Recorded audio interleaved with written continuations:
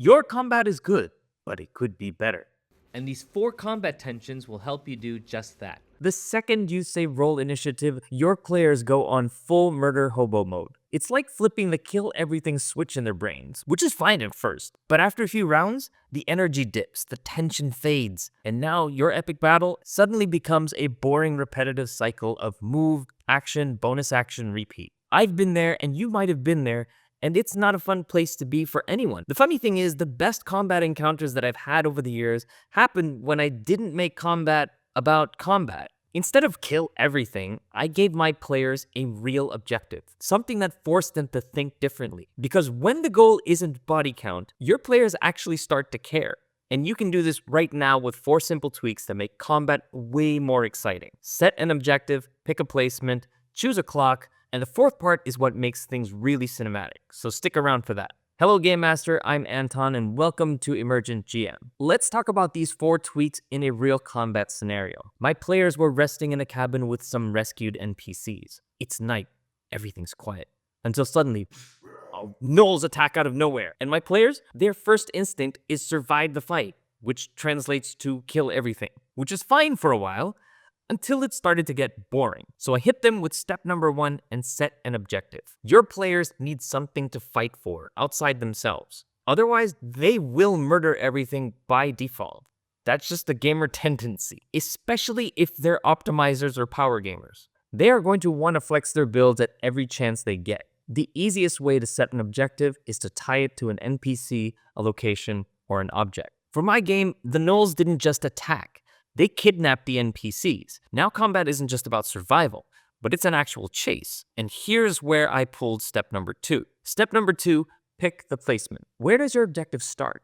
Does the objective begin with the players, Like an escort quest, or the enemies, like a rescue quest, or in neutral territory? like a first to the gold quest. For my game, the objective started with the players. Then they got taken away. So now the objective is a moving target in enemy hands.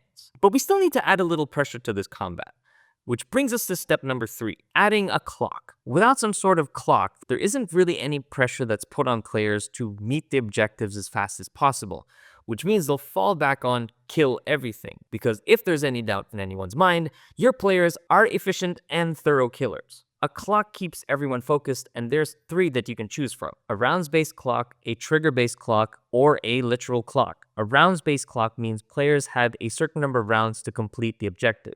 A trigger-based clock means something in the fight changes when a condition is met. And the last clock is a real clock, which tracks actual minutes for players to reach the goal. Now, each of these clocks are really helpful in their own right, and they add different kinds of pressure to your game. For my game, I chose a rounds-based clock where my players had 5 rounds to stop the gnolls from escaping with the hostages. But instead of just telling them that they had 5 rounds, I made them feel it. And that's what step number 4 is about, dramatizing the change. Think of a fight scene in a movie. There's a lot of action happening, but the audience isn't just watching people swing swords. There's tension, there's buildup, there's urgency, and your players need to feel that too. So instead of just saying, all right, you have 3 turns left to rescue the hostages before the gnolls make an escape, as each round passed, I painted the scene. The NPCs are screaming as the gnolls are advancing towards the tree line, vanishing into the darkness. The players are out of position, but are they able to make this round count and close the distance? Now every action mattered.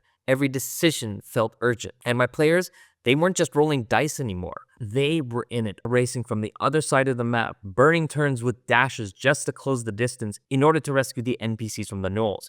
It was a nail-biting fight, right up to the end when they saved the last hostage. And this works for any kind of fight. Are there rats in the cellar? Don't just kill them. Protect the aged cheese wheels that are worth hundreds of gold instead. Are there cultists performing a ritual? Have each one recite a chant and break them in order to stop the ritual. Are your players fighting a dragon? Have lightning crystals spread around the room, powering its strength, and have your players destroy them first. And what if your players fail the objectives? Turn it into a plot twist. Enemies got away?